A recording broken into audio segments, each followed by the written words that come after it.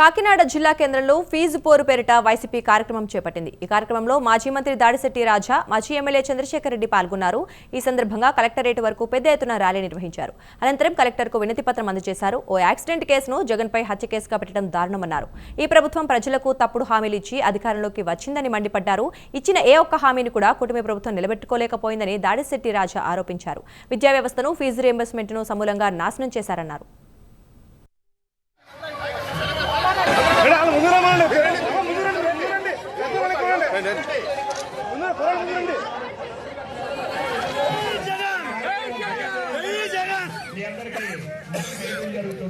YS Jaganmohan Reddy గారి ఆదేశాల మేరకు రాష్ట్ర యువత విద్యార్థి విభాగం ఆధ్వర్యంలో కాకినాడలో విద్యార్థి యువత తమకు జరిగిన మోసానికి కదం తొక్కిన పరిస్థితి మనం ఈరోజు కాకినాడలో చూస్తున్నాం. ఎందుకంటే ఈ రాష్ట్రంలో ఉన్న పరిస్థితులు ఎట్లా ఉన్నాయి అంటే ఫీజు రియంబర్స్మెంట్ కానీ లేకపోతే విద్యా వ్యవస్థను కానీ చాలా దారుణంగా ఇబ్బంది పడి పరిస్థితుల్లో ఈ రాష్ట్రంలో పరిస్థితులు కొనసాగుతున్నాయి. దాని గురించి జగన్ గారు ప్రశ్నించడంలో భాగంగానే ఈ ఉద్యమం. అదేవిధంగా ఫీజు రియంబర్స్మెంట్ కొన్ని వేలాది కోట్ల రూపాయలు బకాయిలు ప్రభుత్వం ఫీజు రియంబర్స్మెంట్ విషయంలో వేలాది కోట్ల రూపాయల బకాయిలు విద్యార్థులకు పెట్టేసింది.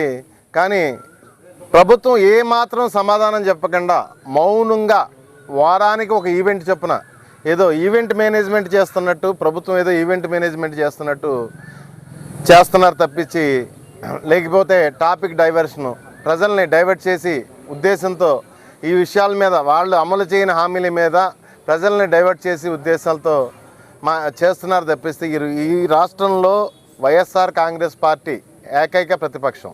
ఇటువంటి మాటలు ఒక మాజీ ముఖ్యమంత్రి గారిని పట్టుకుని తలకాయ నరికేస్తాననే మాటలు మీకు అవసరమా? ఈ వయసులోని మీకు ఇంగిత జ్ఞానం లేదా బుచ్చయ్య చౌదరి గారు?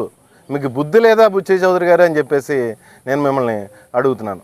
ఈరోజు యువత పోరు అనే కార్యక్రమం సంకల్పించాం. దానిలో భాగంగా ఈరోజు కలెక్టర్ గారికి మెమరాండం ఇచ్చాం. అయితే అందులో ముఖ్యాంశాలు నిరుద్యోగ భృతి, అలాగే ఇంటికొక ఉద్యోగం, విద్యా దీవెన, వసతి దీవెన, ఇలా అనేక హామీలు కూటమి ప్రభుత్వం ఇచ్చింది. వాటిని నెరవేర్చడంలో విఫలమైంది.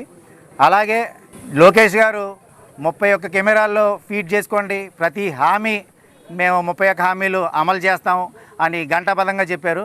ఈరోజు ఆయన రెడ్ బుక్ చంకలో పెట్టు తిరగడం తప్ప హామీల మీద ఎటువంటి క్లారిటీ లేదు. పైగా తల్లిదండ్రులు ఈ విషయంలో చాలా ఇబ్బంది పడుతున్నారు ఫీజులు కట్టడంలో అని తెలుసున్నా కూడా రెడ్ బుక్ రాజ్యాంగం అమలు చేసే పనిలో ఉన్నారు తప్ప మిగిలిన ఏ అంశాల్లోనూ వాళ్ళు ముందడుగు వేయట్లేదు.